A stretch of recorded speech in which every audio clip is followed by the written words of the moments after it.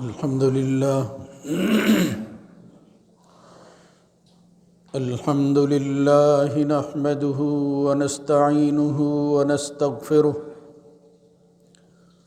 ونعوذ بالله من شرور أنفسنا ومن سيئات أعمالنا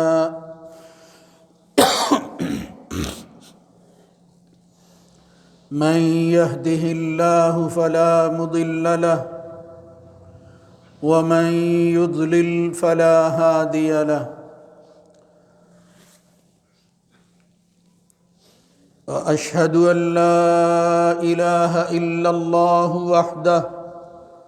وحده لا شريك له وأشهد أن محمدًا عبده ورسوله اللهم صل على محمد وعلى آل محمد كما صليت على إبراهيم وعلى آل إبراهيم إنك حميد مجيد اللهم بارك على محمد وعلى آل محمد كما باركت على إبراهيم وعلى آل إبراهيم في العالمين إنك حميد مجيد أما بعد فإن خير الحديث كتاب الله وخير الهدى هدى محمد صلى الله عليه وآله وسلم وشر الأمور محدثاتها وكل محدثة بدعة وكل بدعة ضلالة وكل ضلالة في النار رب أعوذ بك من همزات الشياطين من همزه ونفخه ونفثه يا أيها الذين آمنوا اتقوا الله حق تقاته ولا تموتن إلا وأنتم مسلمون يا أيها الناس اتقوا ربكم الذي خلقكم من نفس واحدة وخلق منها زوجها وبث منهما رجالا كثيرا ونساء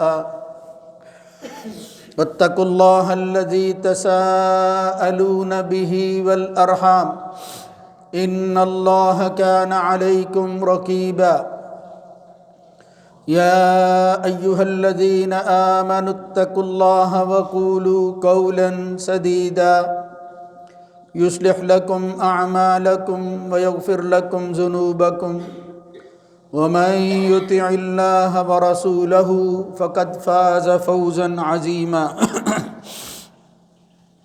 رب اشرح لي صدري ويسر لي أمري واحلل عقدة من لساني يفقه قولي وسيق الذين اتقوا ربهم إلى الجنة زمرا حتى إذا جاءوها وفتحت أبوابها وقال لهم خزنتها سلام عليكم طبتم فادخلوها خالدين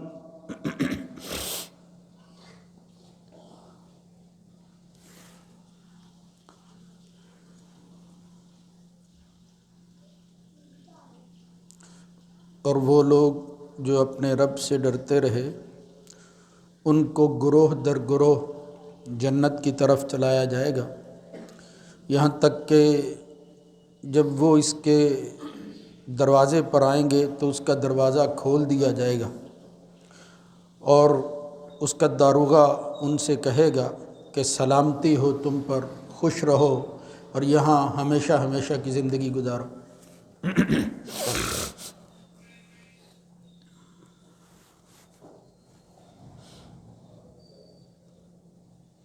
اللہ رب العزت کی حمد و ثنا کے بعد درود و سلام سید الرسل سید ولد آدم خاتم النبیین جناب محمد الرسول اللہ صلی اللہ علیہ وآلہ وسلم کی ذات گرامی پر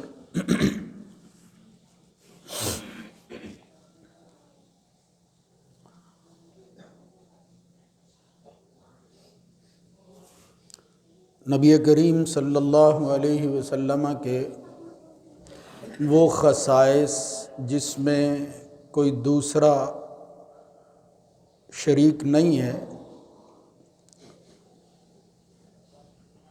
ان کا تذکرہ مختلف حوالوں سے آپ حضرات کے سامنے پیش کیا جا رہا ہے، جس میں اصل مقصود یہ ہے کہ افراد تفرید سے بچ کر قرآن و سنت کے دلائل پر اکتفا کیا جائے تو اسی میں خیر ہے، اسی میں حضور کی شان ہے، آپ کی عظمت کی بلندی میں صحیح باتیں کوئی کم نہیں ہیں کہ ہم غلط باتوں کا سہارا لیں۔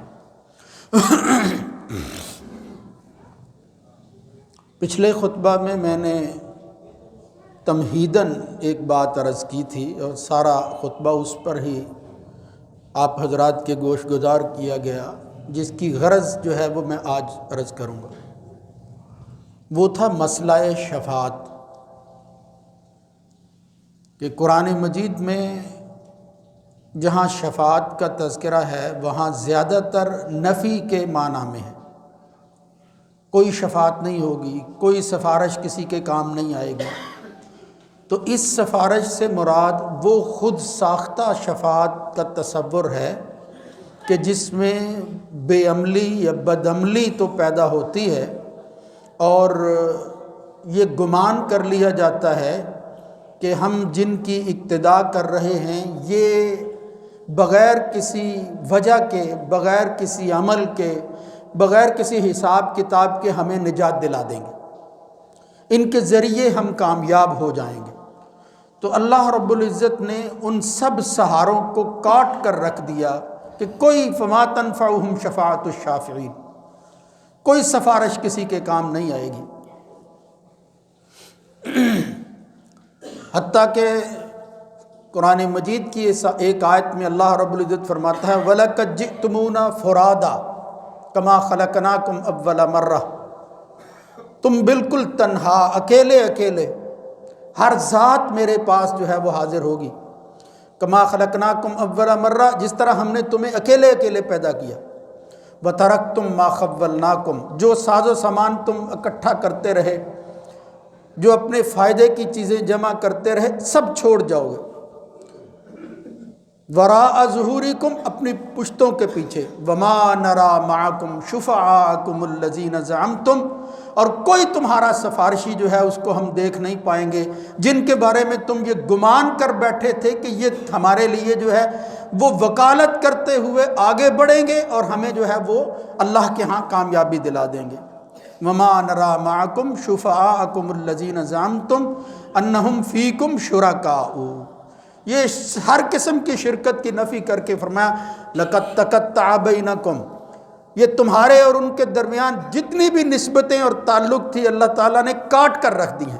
وَضَلَّ عَنْكُمْ مَا كُنْتُمْ تَزْعُمُونَ، بالکل دور چلے جاؤ گے اس چیز سے جو تم گمان کر بیٹھے تھے اور تم نے اپنے طور پر فیصلہ کر لیا تھا کہ یہی کچھ ہوگا۔ ہرگز وہ کچھ نہیں ہوگا جو تمہاری تمنائیں اور خواہشیں، فیصلے تمہاری آرزوؤں پر نہیں ہوں گے، اللہ کے حکم پر ہوں گے، جو عین عدل پر مبنی فیصلہ کرے گا، اس سے بڑھ کر انصاف کرنے والی کوئی ہستی نہیں۔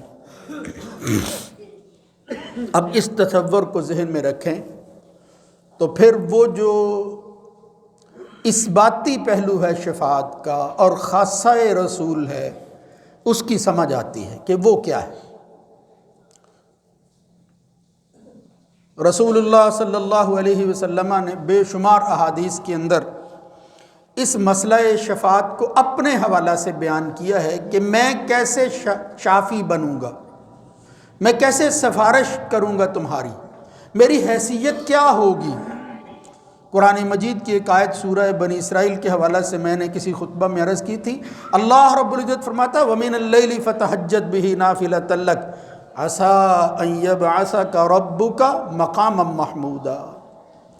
یہ تہجد کے حکم کے بعد جس مقام کا ذکر ہو رہا ہے وہ ہے مقام محمود۔ رسول اللہ صلی اللہ علیہ وسلم نے خود ہی بتایا کہ وسیلہ کیا ہے اور اس کی وضاحت کرتے ہوئے کہا کہ یہ ایک ایسا مقام ہے لا ینالُھا رجل واحد، الا رجل لا ینالھا الا رجل واحد، ایک ایسا مقام ہے جس پر صرف ایک شخص پہنچ سکے گا۔ وَأَرْجُو أَنْ أَكُونَ أَنَا هُوَ يَوْمَ الْقِيَامَةِ، اور وہ مقام جس پر ایک ہی آدمی ساری دنیا میں پہنچے گا، مجھے اللہ کے گھر سے پورا یقین ہے، اور میں یہ امید رکھتا ہوں کہ وہ اکیلا اور تنہا شخص کوئی اور نہیں ہوگا، وہ میں محمد صلی اللہ علیہ وسلم۔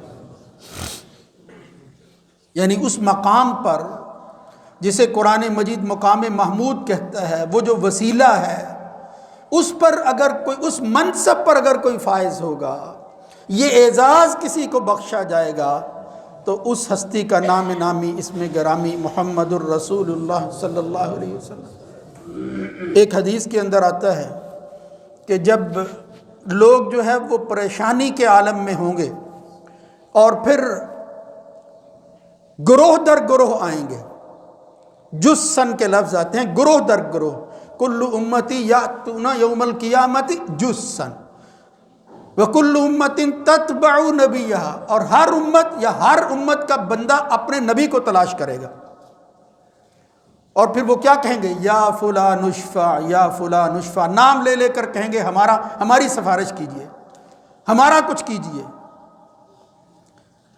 ہوگا کیا؟ حتی تنتہی الشفاعۃ الی النبی صلی اللہ علیہ وسلم، یہاں تک کہ وہ سفارش سب نبیوں کے جواب کے بعد ایک شخصیت پر اکٹھی ہوگی، اور وہ شخصیت ہے محمد الرسول اللہ صلی اللہ علیہ وسلم۔ وہاں حضور نے فرمایا حتی یبعثہ اللہ یوم القیامت المقام المحمود، پھر اللہ رب العزت جو ہے وہ میری بعثت کرے گا اس مقام پر جس کو مقام محمود کہا جاتا ہے، یعنی اللہ رب العزت جو ہے وہ مجھے وہاں ٹھہرائیں گے۔ اب اس حوالہ سے معلوم ہوتا ہے کہ یہ منصب ہے جس پر آخری نبی کو جو ہے وہ اللہ رب العزت اپنے فیصلے کے مطابق جو ہے وہ ٹھہرائیں گے، وہاں وہ پہنچیں گے، اور اس جگہ اس مقام پر پہنچ کر وہ کیا کریں گے؟ پچھلے خطبے کو ذہن میں رکھو کہ جو اہلیت والے لوگ ہیں، اب ان کے جنت میں داخلے کے لیے بھی جس چیز کی ضرورت ہوگی، جس کے بغیر امکان نہیں ہے کہ وہ جنت میں داخل ہو سکیں، وہ بھی سفارش ہوگی۔ یعنی شفاعت یا سفارش کا منصب جس نبی کو دیا جائے گا، اس کی شان کے علو اور اس کی عظمت کے لیے اللہ رب العزت اس کائنات کے اندر آنے والے ایک ایک فرد کو جس کی نجات ہوگی اور ایمان کی حالت میں وہ اللہ کے پاس پہنچے گا، جب جنت کے دخول کا فیصلہ ہوگا تو وہ بھی اللہ کے رسول کی اور دیگر لوگوں کی سفارش سے ہوگا۔ لیکن دیگر لوگوں کا آج تذکرہ نہیں ہے، یہ ہے کہ یہ خاصہ رسول کیا ہے، وہ خصوصیت کس طرح بنتی ہے، تو اس کی کئی قسمیں ہیں، بالخصوص احادیث میں جن کا ذکر آتا ہے۔ بعض دفعہ اس طرح اختلاط سا ہوتا ہے کہ آخر وہ کون کون سے لوگ ہوں گے۔ اب اگر ان ساری چیزوں کو اکٹھا کریں تو تقریباً 8 یا 9 قسمیں بنتی ہیں ان لوگوں کی جن کی سفارش کریں گے محمد الرسول اللہ صلی اللہ علیہ وسلم اور غیر دوسرے بھی، جس میں شہداء بھی ہوں گے، دوسرے نبی بھی ہوں گے، ملائکہ بھی ہوں گے، اپنے اپنے مقام پر کریں گے۔ مگر 4 ایسی چیزیں ہیں جن میں کوئی دوسرا نبی بھی حضور کا شریک نہیں ہوگا۔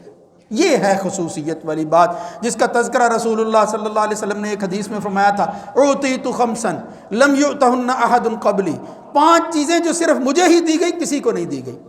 ان میں نصرت بالرعب مسیرۃ شہر وجولیت لی الارض مسجدا وطہورا، لمبی روایت ہے، اس میں ایک لفظ آتا ہے واعطیت الشفاعہ، مجھے شفاعت دی جائے گی۔ وہ سفارش کا جو ہے وہ مقام اور منصب اللہ رب العزت مجھے دے گا، یہ خاصہ رسول ہے۔ تو اس سے معلوم ہوتا ہے کچھ ایسی سفارشیں اور شفاعت ہے جس میں واقعتاً کوئی دوسرا شریک نہیں ہوگا، اور وہ خصوصیت ہے آخری نبی محمد الرسول اللہ صلی اللہ علیہ وسلم۔ اس میں سے ایک بڑی قسم جس کا ذکر بڑی تفصیل کے ساتھ کئی صفحات کے اندر جو ہے وہ محدثین اسی کو بیان کرتے ہیں، مختلف اصحاب نے اس کو روایت کیا، لمبی حدیثیں محمد الرسول اللہ صلی اللہ علیہ وسلم نے بیان فرمائی کہ کیا مقام ہوگا، کس طرح کرب کی کیفیت کے اندر ہوں گے۔ اور بعض جگہ آتا ہے تدن الشمس یوم القیامت بمقدار میل، جس طرح سورج جو ہے وہ اتنا دور ہے اور اس کی تپش اب ہمیں بعض دفعہ برداشت نہیں ہوتی، ایک ایسا وقت بھی آئے گا کہ وہ 1 میل کی مقدار کے برابر آ جائے گی۔ یہاں تک کہ پسینوں کی یہ کیفیت ہے، کسی کے جو ہے وہ ٹخنوں تک، کسی کے گھٹنوں تک، کسی کے جو ہے حلق تک، کہ کوئی ایسا شخص ہوگا جو اسی کا حصہ بن جائے گا۔ یحبس المؤمنون یوم القیامہ، قیامت کا دن ہوگا، مومن جو ہے وہ محبوس ہوں گے۔ مومن، یہاں بھی ایمان والوں کی بات ہو رہی ہے۔ یہ جس کا تذکرہ اب وہ لمبی احادیث میں آتا ہے وہ ہے شفاعت عظمیٰ، یعنی بڑی سفارش۔ اور وہ لوگ جو ہیں وہ اپنے فیصلوں کے حوالے سے اس کی ابتدا کروانے کے لیے کہ کب جو ہے وہ آغاز ہوتا ہے، ہمارے بارے میں جو ہے وہ کیا حکم صادر ہوتا ہے، پریشانی ہوگی۔ من الغم والکرب ما لا یطیقون کے لفظ آتے ہیں، ایسی تکلیف میں ہوں گے کہ پریشانی کی وجہ سے برداشت نہیں کر پائیں گے، پتہ نہیں کیا ہونے والا ہے، پتہ نہیں اب کیا فیصلہ ہوگا، مجھے کہاں ٹھہرایا جائے گا۔ جب یہ کیفیت ہوگی تو وہ سب جو ہے وہ غور کرنے کے بعد کہیں گے کہ چلو پہلے نبی کے پاس آتے ہیں، پہلے نبی آدم کے پاس آئیں گے اور انہیں کہیں گے کہ انت ابونا، انت آدم و ابونا، خلقک اللہ بیدہ ونفخ فیک من روحہ واسجد لک ملائکتہ، کہ اے ہمارے باپ آدم، اللہ نے تجھے اپنے ہاتھ سے پیدا کیا، اپنی روح پھونکی، فرشتوں سے جو ہے وہ تجھے سجدے کروائے، لہذا آپ ہمارے لیے شفاعت کیجئے، سفارش کیجئے، اس حالت سے ہمیں نکالیے۔ کہ آدم علیہ السلام کہیں گے کہ میں یہ کام نہیں کر سکتا، اس لیے کہ میرے ساتھ کچھ ایسا معاملہ ہے کہ جس کی وجہ سے میں جرأت نہیں کر پا رہا۔ اللہ رب العزت آج غضب غضبا لم یغضب قبلہ ولم یغضب بعدہ، آج اس وقت اللہ تعالیٰ کا غضب اس جوش پر ہے، کبھی اللہ تعالیٰ پہلے اتنے غضب کے اندر، اس ناراضگی کے اندر نہیں رہے اور بعد میں بھی نہیں ہوں گے۔ یہ حالت ہے۔ اس لیے دیکھو انسانوں میں سب سے عظیم لوگ وہ پیغمبر ہوتے ہیں۔ تو آدم علیہ السلام سے بات شروع ہوگی، آدم علیہ السلام جو ہے وہ پھر اپنے بعد والے نبی کہیں گے نوح علیہ السلام کے پاس چلے جائیں، نوح علیہ السلام کے پاس جائیں گے، یہی الفاظ آتے ہیں۔ وہ کہیں گے کہ میں نے تو اللہ سے وہ سوال کر لیا تھا بغیر علم، جو میرے علم میں نہیں تھا، اللہ نے اس پر ناراضگی کا اظہار کیا، اللہ نے تنبیہ کر دی تھی، لہذا کسی اور کے پاس جائیں۔ وہ کہیں گے یہ تو ابراہیم خلیل اللہ کا ایک خلیل نبی بھی ہے، اس کے پاس جاؤ، ابراہیم علیہ السلام کے پاس۔ وہ کیا کہیں گے؟ ثلاث کذبات، وہ 3 ایسی باتوں کا ذکر کریں گے جو مناسب نہیں تھی، وہ حسب حال اس اعتبار سے نہیں تھی، توریہ اختیار کرنا پڑا، ایسی زبان، ایسے الفاظ کا انتخاب کرنا پڑا جس کے 2 معنی تھے، جس کو بظاہر نظر آتا ہے کہ شاید یہ جھوٹ تھے۔ ابراہیم علیہ السلام کہیں گے میں نے 3 موقع پر ایسی بات کی ہے، میں کس طرح اللہ کے سامنے جاؤں، کیا بات کروں؟ پھر وہ کہیں گے کہ موسیٰ علیہ السلام کے پاس جائیں، موسیٰ علیہ السلام کہیں گے کہ مجھ سے تو ایک قبطی قتل ہو گیا تھا، وہ کہیں گے عیسیٰ کے پاس جائیں، آخر کار عیسیٰ علیہ السلام کہیں گے اعطو محمدن عبدا غفر اللہ لہ ما تقدم من ذنبہ وما تاخر۔ سب نبیوں کے جواب دینے کے بعد عیسیٰ علیہ السلام تک جب باری پہنچے گی، حضور سے پہلے جو پیغمبر آئے ہیں وہ کہیں گے اس نبی کے پاس جاؤ جس کا نام نامی اس میں گرامی محمد صلی اللہ علیہ وسلم ہے اور وہ اللہ کا بندہ ہے۔ کیا لفظ استعمال کیا ہے، کیا شان اور عظمت ہے اس لفظ کے اندر، اس کو لفظ انا فتحنا لک فتحا مبینا لیغفر لک اللہ ما تقدم من ذنبہ وما تاخر، یہ یعنی اللہ تعالیٰ نے فیصلہ سنایا ہے، اسی کی طرف اشارہ کر کے عیسیٰ علیہ السلام کہیں گے وہ اللہ کا بندہ ہے۔ سبحان الذی اسری بعبدہ، جہاں اللہ نے اپنے نبی کی کسی شان کا تذکرہ کیا ہے تو اس میں کہا میرا یہ سب سے عظیم کائنات کا انسان بھی میرے لیے وہ بندگی کرتا ہے، میرا بندہ ہے۔ اسری بعبدہ، فرمایا جاؤ اس بندے کے پاس جاؤ جس کے بندہ ہونے کے باوجود اللہ تعالیٰ نے پہلے اور بعد کے سب گناہوں کو معاف کر دیا، کوئی غلطی خطا نہیں ہے اس کے پاس جاؤ۔ محمد الرسول اللہ صلی اللہ علیہ وسلم فرماتے ہیں فَأَسْتَأْذِنُ إِلَىٰ رَبِّي، پھر میں اپنے رب سے اجازت طلب کروں گا۔ یہی ہے وہ مسئلہ، یہاں سے ہی بات سمجھ آتی ہے کہ جن سہاروں پر دنیا زندگی گزار رہی ہے کہ یہ ہمیں جو ہے وہ پار لگا دیں گے، وہ نجات دلا دیں گے۔ اگر میرے بھائیوں ایسا امکان ہوتا اور اس میں جو ہے وہ بس چلتا کسی اور کا اور وہ بغیر کسی کی اجازت کے اور بغیر کسی کی رضا کے فیصلہ کر سکتے. اگر کوئی شخص ہوتا تو وہ صرف ایک ہی شخص تھا جس کا نام محمد الرسول اللہ صلی اللہ علیہ وسلم. مگر وہاں تو کہا یومئذ لا تنفع الشفاعۃ الا من اذن له الرحمن ورضی له قولا. اذن بھی ہوگا، اللہ کی رضا بھی ہوگی. دو شرطیں ہیں، یعنی صحیح سفارش کے لیے بھی اذن الہی ضروری ہے.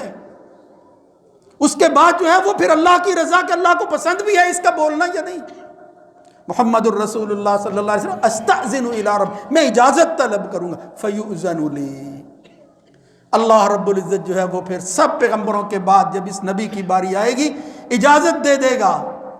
اور پھر وہ حدیث میں الفاظ آتے ہیں کہ میں اس رب کو دیکھوں گا حتی وقعت ساجدا، تو میں دیکھتے ہی سجدہ ریز ہو جاؤں گا. اپنی پیشانی جو ہے وہ زمین پر دنیا میں بھی رکھتا رہا، لوگوں کو کہتا رہا بھئی فَإِنِّي عَلَىٰ نَفْسِكَ بِكَثْرَةِ السُّجُودِ، اور سجدے کرتے رہو، اللہ کے سامنے جھکتے رہو.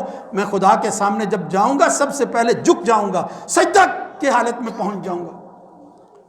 کہیں آتا فَخِرُّ سَاجِدًا، میں جو ہے وہ گر جاؤں گا عین سجدے کی حالت میں.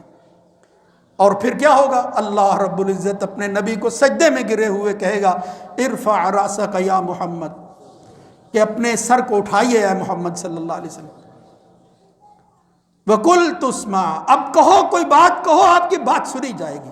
سل تُعْطَى، مانگیے دیا جائے گا. وَشْفَعْ تُشَفَّعْ، آپ سفارش کیجئے، یہ لفظ آئیں گے، آپ سفارش کیجئے، آپ کی سفارش کو قبول کر لیا جائے گا.